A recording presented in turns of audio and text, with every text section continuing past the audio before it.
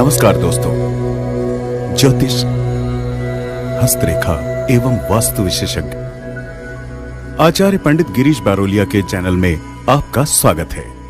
कृपया हमें अपना स्नेह व सहयोग प्रदान करें। हमारे चैनल को सब्सक्राइब करें और बेल आइकॉन को प्रेस करें। साथ ही अपने आत्मीयजनों के साथ इसे अधिक से अधिक शेयर करें। आपका जीवन मंगलमय हो। लाइक करें, शेयर करें। आचार्य पंडित गिरीश बारोलिया, ज्योतिष, हस्तरेखा एवं वास्तु चैनल।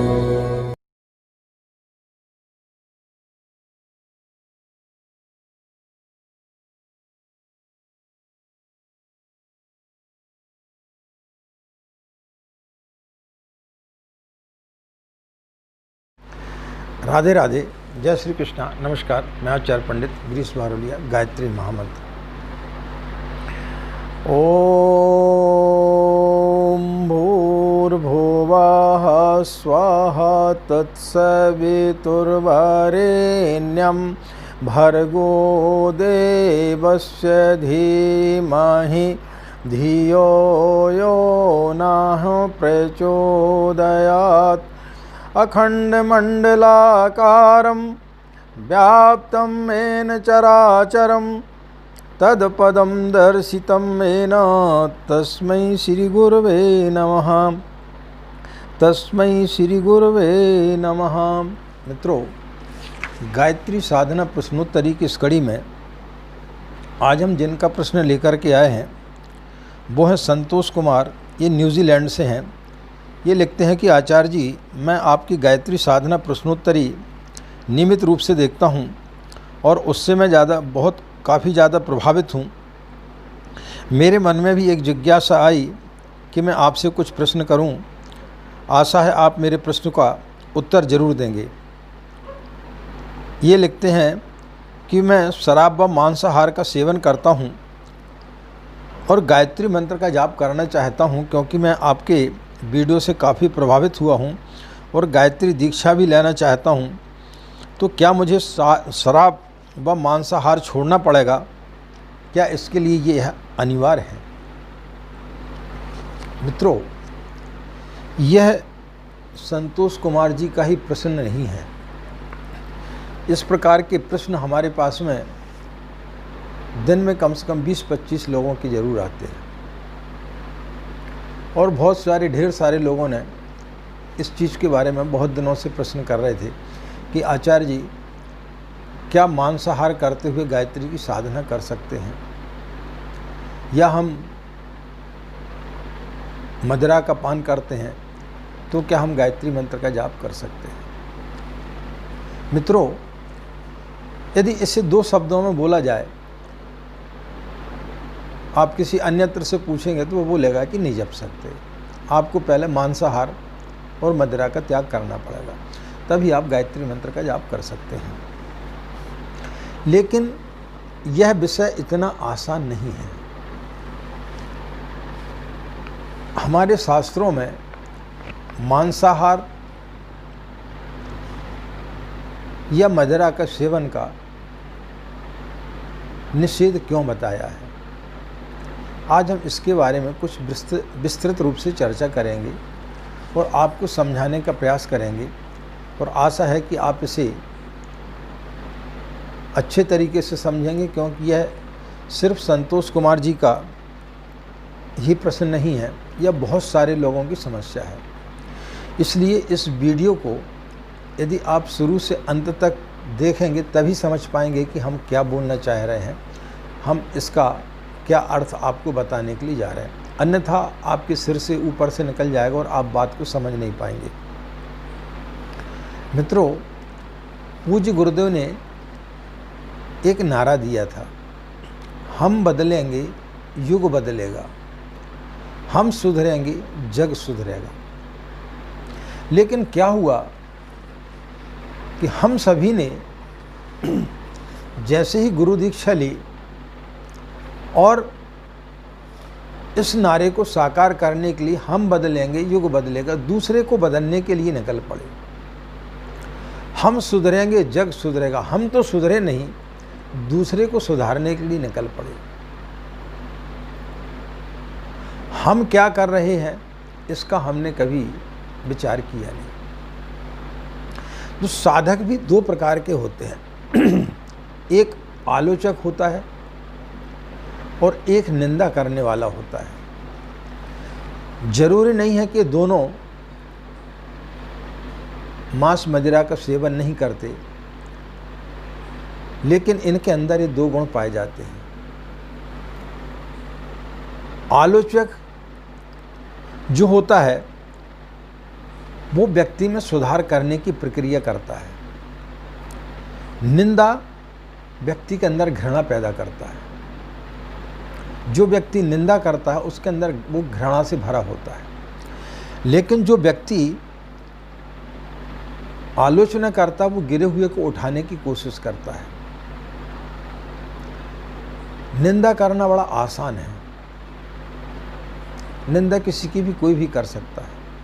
निंदा करने से आदमी का अहंकार प्रगाढ़ होता है, उसका अहंकार पोषण होता है उसका। चोरी पर हमला करना आलोचना है, लेकिन चोर पर हमला करना ये निंदा है। दोनों में बड़ा सूक्ष्म फर्क होता है कि चोरी पर हमला करना ये आलोचना हुई और चोर पर हमला करना ये निंदा हुई। दोनों में बड़ा सूक्ष्म हमें अंतर दिखाई देता है। इसलिए जो साधक स्तर के व्यक्ति होते हैं उन्हें समझना थोड़ा सा मुश्किल होता है, क्योंकि बड़ा सूक्ष्म अंतर होता है। पाप से घृणा करना ये आलोचना होता है, लेकिन पापी को घृणा करना ये निंदा होती है। इन दोनों में बड़ा छोटा सा फर्क होता है। कोई भी व्यक्ति जब किसी की निंदा करता है उसे उसमें रस आता है। किसी की निंदा सुनने में उसको रस आता है। आपकी पड़ोस की स्त्री किसी के साथ भाग गई, इसमें आपको रस आता है। किसी ने यदि आपको आकर के बताया कि पड़ोस की स्त्री किसी के साथ भाग गई, तो आप उसको आराम से बिठालते हैं, उसको चाय पिलाते हैं और उससे फिर बड़े प्यार के साथ में पूछते हैं कि क्या हुआ। उसमें आपको आनंद आता है। ये निंदा। कोई व्यक्ति यदि कोई भिखारी केले का छिलका पड़ा हुआ और उस पर यदि गिर जाता है तो आपको कोई फर्क नहीं पड़ता, लेकिन आपके शहर का, आपके नगर का, आपके मोहल्ले का कोई प्रतिष्ठित व्यक्ति यदि केले के छिलके के ऊपर से गिर जाता तो आपको उसमें रस आता है। आपका अहंकार, आपका जो है अहंकार जो है वो प्रसन्न होता है कि आपको लगता है कि मैं इससे ऊपर हूँ। निंदा करने वाला व्यक्ति जो वो हमेशा दूसरों को नीचे करके अपने को ऊपर करना चाहता है। आलोचक वैसा नहीं करता। निंदा करने वाला व्यक्ति क्या करता है, जैसे आपने एक लाइन खींच दी, अब उसको बड़ी करना है तो निंदा करने वाला उसको मिटाता है और आलोचना करने वाला उसके नीचे एक बड़ी लाइन खींच देता है तो वो छोटी हो जाती है। दोनों में बड़ा सूक्ष्म फर्क है। तो निंदा करने वाले को बड़ा मजा आता है। यदि कोई व्यक्ति बांसुरी बजा रहा है और किसी ने बोला कि अमुक व्यक्ति बहुत अच्छी बांसुरी बजाता है, तो जो निंदा करने वाला व्यक्ति होगा वो बोलेगा खाक जब बांसुरी बजाता है, नंबर 1 का अय्यास है, नंबर 1 का शराबी जुआड़ी है। वो उसको नीचा करता है। वो ये सहन नहीं कर सकता कि मेरे से भी कोई व्यक्ति ऊपर हो सकता है। लेकिन आलोचना करने वाला व्यक्ति जो होता है वो बोलता है कितनी बेहतरीन बांसुरी बजाता है। जब यह बांसुरी बजाता है तो इसके अंदर परमात्मा की झलक दिखाई देती है। वो अपने अहंकार का पोषण नहीं करता। तो ये दो प्रकार के साधक होते हैं। एक गांव में एक बुद्धू व्यक्ति था। सभी लोग उसकी आलोचना करते रहते थे, सभी लोग उसको धुतकारते रहते थे। एक दिन वहाँ पर एक संत महात्मा आए वो उनके पास में गया और उनके चरणों पर लेट करके बोला कि महाराज मैं बड़ा परेशान हूँ, गांव के लोग मुझे निकम्मा बोलते हैं, मैं जो भी बात करता हूँ उसके पर उपहास करते हैं। तो उन्होंने उसे एक सूत्र दिया कि लोग जो कुछ ही बोलें तो उसका उल्टा बोलना। दूसरे दिन किसी ने बोला कि कितना बढ़िया सूर्य निकल रहा है, तो उसने बोला खाए का खाक सूर्य निकल रहा है, सूर्य तो हर दिन निकलता है, इसमें कौन सी नवीनता है। एक सुंदर युवती निकली, उसने बोला देखो कितनी सुंदर युवती जा रही है, उसने बोला खाए काय की सुंदर स्त्री है, ऐसी कई ढेर सारी सुंदर स्त्रियां होती हैं। नाक बड़ी हो जाने से कोई सुंदर थोड़ी होता है, गोरे हो जाने से कोई थोड़ी सुंदर होता है, कोढ़ी भी गोरा होता है, तो इससे कोई सुंदर थोड़ी होता है। तो जो भी व्यक्ति बात करे उसका हमेशा वो उल्टा जवाब देना चालू कर दिया। 7 दिन बाद जब वो उस गुरु से मिलने के लिए आया, वो संत से मिलने के लिए आया, तो उसके पीछे लाखों लोग थे, हजारों की भीड़ उसके साथ चली आ रही थी, फूल माला से लदा हुआ था। तो जब हम उल्टी बात करते हैं तो लोग आपकी बात को सुनते हैं, सीधी बात करने में कोई भी व्यक्ति बात नहीं सुनता। हम कहें कि शराब पीना ठीक नहीं है, स्वास्थ्य के लिए हानिकारक है, शराब नहीं पीना चाहिए, मांस नहीं खाने चाहिए, घर गृहस्थी कैसे चलेगी, यह उन लोगों के लिए ठीक है जो गरीब व्यक्ति हैं, लेकिन जो अमीर हैं उनके लिए आपका ये गलत काम नहीं आएगा।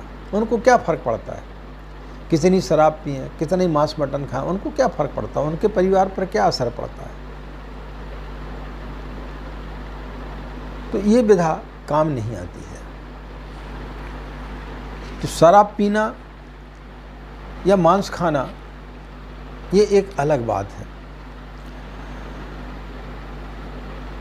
हम अपने आप को जो है हमेशा दूसरों की नज़रों में ऊंचा उठाने का प्रयास करते रहते हैं और इसी में हम धोखा खाते रहते हैं। एक बार मुल्ला नसरुद्दीन एक होटल में बैठा हुआ था, वहाँ पर 40-50 लोग बैठे हुए थे, एक नेताजी भी बैठे हुए थे। उनमें से एक व्यक्ति ने बोला ये उल्लू का पट्टा है। नेताजी ने उसके ऊपर जो है मानहानि का केस कर दिया। जब कोर्ट में पेशी हुई तो उस नेता ने बोला कि मुल्ला तुम तो मेरे नज़दीक खड़े हुए थे, तुम चश्मुद्दीद गवाह हो। बोले हाँ बिल्कुल, मैं तो तुम्हारे पास ही खड़ा था। तो बोले तुम मेरे तरफ से गवाही देना। बोले ठीक है। जब मजिस्ट्रेट ने पूछा कि मुल्ला जो 40-50 लोग खड़े थे और सामने वाले का कहना यह है कि मैंने किसी व्यक्ति का नाम लेकर के नहीं बोला, तो क्या इसने नेताजी को मुल्ला का पट्टा कहा था? तो उसने जवाब दिया कि हाँ इसने मुल्ला का जो है उल्लू का पट्टा तो कहा था, लेकिन उन 40-50 लोगों में सिर्फ यही व्यक्ति तो एक उल्लू का पट्टा ही नेता, दूसरा तो कोई था ही नहीं। तो कभी कभी अपने लोग भी हमें धोखा दे जाते हैं जिनके ऊपर आप विश्वास करते हैं। तो साधक 2 प्रकार के होते हैं, एक आलोचना करने वाला, एक निंदा करने वाला। जरूरी नहीं है कि वो मांस मंदरा नहीं खाते। मांस मंदरा अकेले छोड़ने से आप साधक नहीं बन जाते हैं। एक बार मुल्ला नसरुद्दीन तैराकी में प्रथम आया। 80 वर्ष की उसकी आयु हो चुकी थी। उसका जन्मदिन मनाया जा रहा था और लोग उसे पुरस्कृत करने के लिए भी आए कि 80 वर्ष की उम्र में और अच्छे अच्छे युवा उसकी तैराकी की मतलब जो है कि समान तैर नहीं सके, उसको हरा नहीं सके। बहुत सारे पत्रकार उसके घर पर पहुंच गए। तो उन्होंने मुल्ला से उसका भेद जानना चाहा। तो मुल्ला ने उन्हें जवाब दिया कि मैंने अपने जीवन में कभी शराब और जो है मांस का सेवन नहीं किया, किसी पराई स्त्री को मैंने गलत निगाह से नहीं देखा। शायद यही कारण है कि मैं इतना बड़ा तैराक हूँ। सभी लोगों को बड़ा आश्चर्य और प्रसन्नता हुई, लेकिन उसने बोला कि थोड़ा सा रुकें, बात यहीं समाप्त नहीं होती है। मेरे पिताजी हैं, उनका घुड़सवारी में कोई सानी नहीं है। बोले आपके पिताजी हैं? बोले हाँ। उनकी उम्र 100 वर्ष की हो चुकी है, लेकिन वो शराब भी पीते हैं, मांस भी खाते हैं, अनेक स्त्रियों से उनके संपर्क भी हैं, लेकिन उसके पश्चात भी घुड़सवारी में उनसे कोई नहीं जीत सकता। तो उन पत्रकारों को बड़ा आश्चर्य हुआ। उनने उनसे बोला कि उनसे चलिए मिलने चलते। बोले वो उनसे आप मिल नहीं सकेंगे आज। बोले क्यों? बोले वो मेरे दादाजी की बारात में गए हैं। तो सभी पत्रकार और आश्चर्यचकित हुए, दादाजी की बारात में? बोले हाँ। बोले उनकी उम्र कितनी हो गई? बोले 120 साल। तो बोले फिर शादी क्यों कर रहे हैं? बोले मजबूरी है। बोले ऐसी क्या मजबूरी आ गई 120 साल की उम्र में? बोले स्त्री गर्भवती हो गई।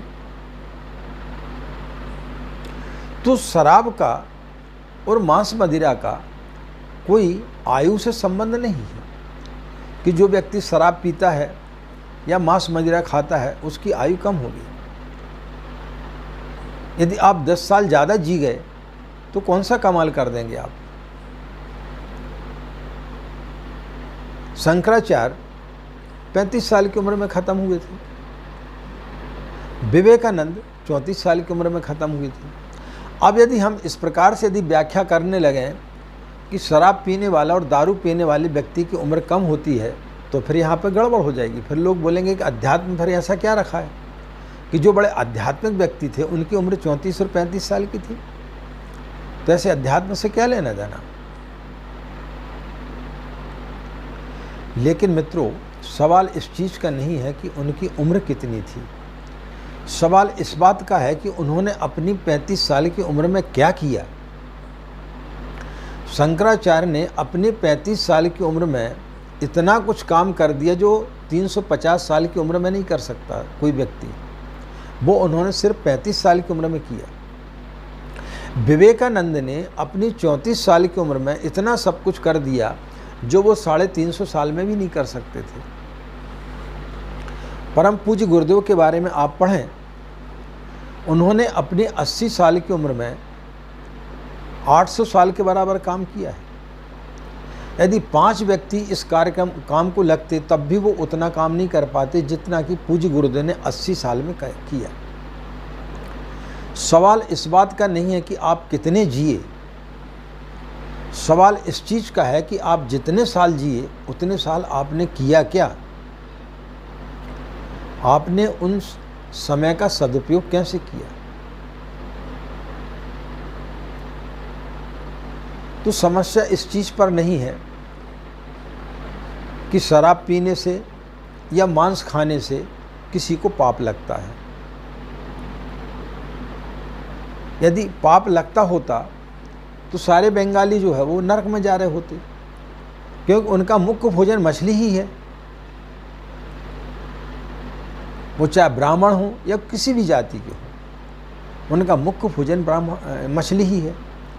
तो फिर सारे बंगालियों को नरक में होना चाहिए, लेकिन ऐसा नहीं है। एक से एक प्रतिभा उसमें से निकलती हैं। अच्छे से अच्छे गायक, अच्छे से अच्छे संगीतकार, अच्छे से अच्छे नृत्यकार, सरस्वती विराजमान होती है उनमें। फिर कहाँ पर अड़चन है। शास्त्र किस मदिरा की बात करते हैं, कौन सी मदिरा छोड़ने की बात करते हैं। आप जो मदिरा बाजार से पी करके आते हो, नाले में पी करके पड़े रहते हैं, उस मदिरा की बात करते हैं। लेकिन आपके अंदर एक दूसरा संसार है। जब व्यक्ति गायत्री की साधना करता है तो वो एक अलग संसार में चला जाता है। जब आप साधक स्तर के हो जाते हैं तो आप एक अलग दुनिया में चले जाते हैं। ये जो बाहर की दुनिया दिखती है यह सत्य नहीं है। व्यक्ति के अंदर जो दुनिया है वो इतनी खूबसूरत दुनिया है कि जिसमें साक्षात परमात्मा, और जब उसका परमात्मा से साक्षात्कार होता है तो फिर उसको जो नशा आता है भगवान का, जो नशा उस परमात्मा का आता है, वो इस नशे से कई गुना ज़्यादा होता है।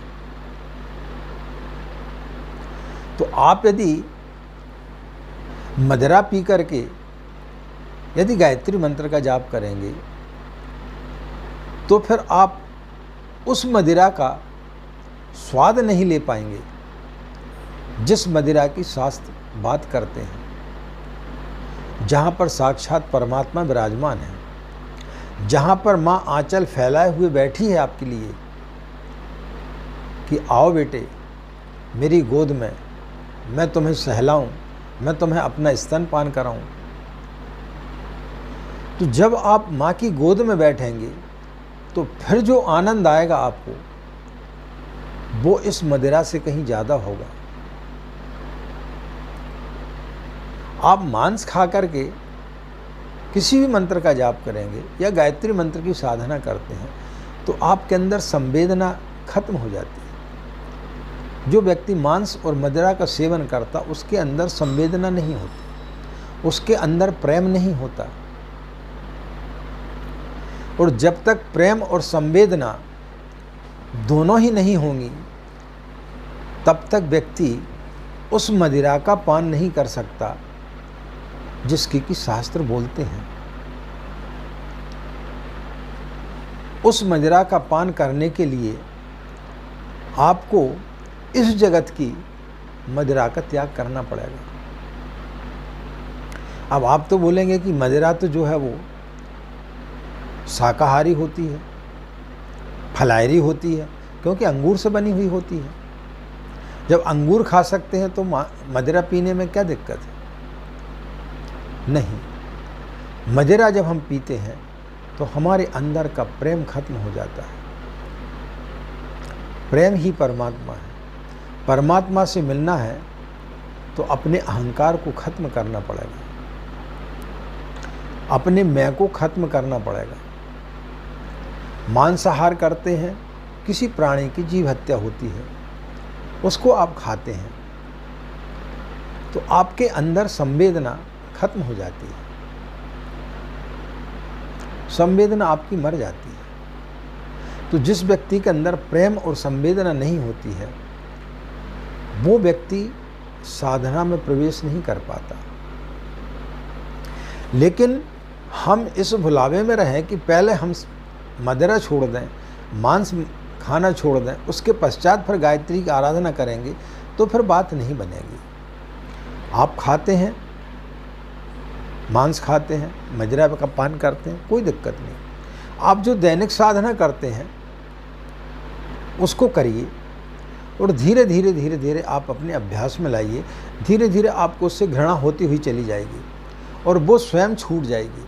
जब तक आप उसको छोड़ने का प्रयास करेंगे वो नहीं छोड़ेगी। जीवन पर्यंत आप सोचते रहेंगे कि जब हम छूट जाएगी तब गायत्री की साधना करेंगे, तो बात बन नहीं पाएगी, आप कभी गायत्री की साधना नहीं कर पाएंगे। लेकिन जिस दिन आप साधना करने बैठेंगे और माँ के समक्ष अपनी वेदना रखेंगे कि माँ मेरे अंदर ये बुराई है जिसके अंदर मैं संवेदना और प्रेम में पाने में असमर्थ रहता हूँ, मैं आपकी साधना में नहीं आ पाता, मैं अंदर जो आप बैठी हुई हैं उस छवि को मैं नहीं निहार पाता, तो आप देखेंगे कि धीरे धीरे धीरे धीरे आपको उससे आत्मग्लानि हो जाएगी और वो चीज़ आपकी छूटती हुई चली जाएगी। हाँ, जब कोई आप अनुष्ठान करते हैं, अनुष्ठान का मतलब होता है किसी चीज़ के लिए संकल्पित होना, तो जब आप अनुष्ठान करते हैं उस समय इन चीज़ों का परित्याग आपको करना चाहिए। क्योंकि उस समय जब आप किसी संकल्प को लेकर के कोई कार्य करते हैं, किसी विशेष चीज़ के लिए कार्य करते हैं, तो उस समय आपको संकल्पित जब होते हैं तब इन सब चीज़ों को यदि आप इनका त्याग नहीं करेंगे तो फिर आप उस जगह पर नहीं पहुंच पाएंगे जहां पर परमात्मा आपका इंतज़ार कर रहा है। उस दुनिया में नहीं पहुंच पाएंगे। आपके भीतर इतनी सुंदर दुनिया है, जिस दिन आप बाहर की दुनिया से अलग होकर के अपने भीतर की दुनिया में प्रवेश करेंगे, आप इतने मदहोश हो जाएंगे कि आपको फिर किसी चीज़ का होश नहीं रहेगा। जब व्यक्ति परमात्मा के पास बैठता है तब फिर उसे किसी चीज़ का ना तो भय होता है, न किसी प्रकार का कोई लोभ होता है, ना फिर जब परमात्मा जब वो अंदर झांकता है और जब व्यक्ति साधना में उतर जाता है तो उसे फिर ये सब चीज़ें बहुत छोटी सी लगती हैं कि मुझे नौकरी चाहिए, मुझे सुंदर स्त्री चाहिए, मुझे कार चाहिए, मुझे बहुत बड़ा मकान चाहिए। ये सब चीज़ें नहीं चाहिए कि मेरा स्वास्थ्य ठीक कर दो, मैं और ज़्यादा जी लूँ। वो ये बोलता है कि मुझे जितना भी दिन आपने दिया है उसे मैं कैसे बेहतर बना सकूं, उसको कितना बेहतर बना सकूं, उतने कम समय में अपना काम कैसे कर सकूं। तो साधना में जाने के लिए और अपनी संवेदनाओं को पाने के लिए और प्रेम पाने के लिए आपको इन चीज़ों का परित्याग करना जरूरी होता है। और जब आप इनको छोड़ देते हैं तो फिर अंदर जो आपको चीज़ प्राप्त होती है वो नशा इससे कई गुना ज़्यादा होता है। और जब आप उस नशे में डूबते हैं तो इतना आनंद आता है, आप परमानंद में पहुंच जाते हैं। फिर जो आनंद आता है आपका, फिर ये चीज़ें सब थोथी रह जाती हैं, फिर इन सब चीज़ों में आपका कहीं कोई रस नहीं रह जाता। इसलिए कोई शराब या मांस आपकी साधना में बाधक हो तो उस बाधा को आपको हटाना चाहिए धीरे धीरे, क्योंकि उस परमात्मा को पाना है। यदि आपको माँ की गोदी में बैठना है तो फिर इन चीज़ों का परित्याग आपको धीरे धीरे करना पड़ेगा। दैनिक साधना आप चालू करें, 1 माला से प्रारंभ करें, 3 माला, धीरे धीरे 3 माला करें, फिर 5 माला करें।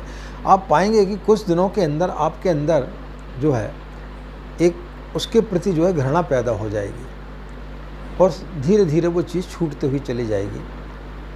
और फिर वो संवेदना और जो प्रेम आपके अंदर प्रकट होगा, तब आप अपने अंतर जगत में झांकेंगे तो माँ वहाँ पर आपके दोनों हाथ फैलाए हुए आपका इंतज़ार कर रही है। और जिस दिन आप माँ की गोदी में बैठेंगे उस दिन आप निहाल हो जाएंगे। तो मित्रों, आज हमने आपको बताया कि मांस और मदिरा का सेवन क्यों नहीं करना चाहिए, क्योंकि आपकी संवेदना और प्रेम ये 2 चीज़ें बाधक होती हैं। उसमें आपकी साधना में संवेदना और प्रेम ये 2 चीज़ें बाधक होती हैं। और उन लोगों का हमने बताया कि 2 प्रकार के साधक होते हैं, एक आलोचक होते हैं कि निंदा करते हैं। हम बदलेंगे युग बदलेगा, हम सुधरेंगे जग सुधरेगा। हम तो सुधरे नहीं, दूसरों को सुधारने की प्रक्रिया हमने चालू कर दी। हम अपने अहंकार का पोषण करते हैं कि देखो हमने पीले कपड़े पहन लिए, आचार्य जी से हमने दीक्षा ले ली और हम कितने बड़े हो गए। हम चाहते कि लोग हमें नमस्कार करें, हमारे चरण स्पर्श करें, हम उन्हें आशीर्वाद दें, लोग हमें गुरु माने। तो ऐसे अहंकार आ जाते हैं। वो इससे ज़्यादा खतरनाक है जो व्यक्ति मदिरा का पान करता है और मांस का सेवन करता है और गायत्री की साधना करता है। उससे कहीं ज़्यादा जो व्यक्ति घृणा से भरा हुआ होता है और साधना करता है, वो उससे ज़्यादा खतरनाक होता है, क्योंकि उसके अंदर न प्रेम होता है, न संवेदना होती, उसके अंदर अहंकार होता है। तो अहंकार को त्रोहित करें, चाहे आप साधना कैसे भी करें। तो जो व्यक्ति गायत्री की साधना करना चाहते, कतई चिंता ना करें, धीरे धीरे आपकी बुराई खत्म होगी। और माँ के ऊपर भरोसा करें, निश्चित रूप से माँ सभी लोगों से प्यार करती है, आपको अपने आंचल में ज़रूर कोई जगह देगी।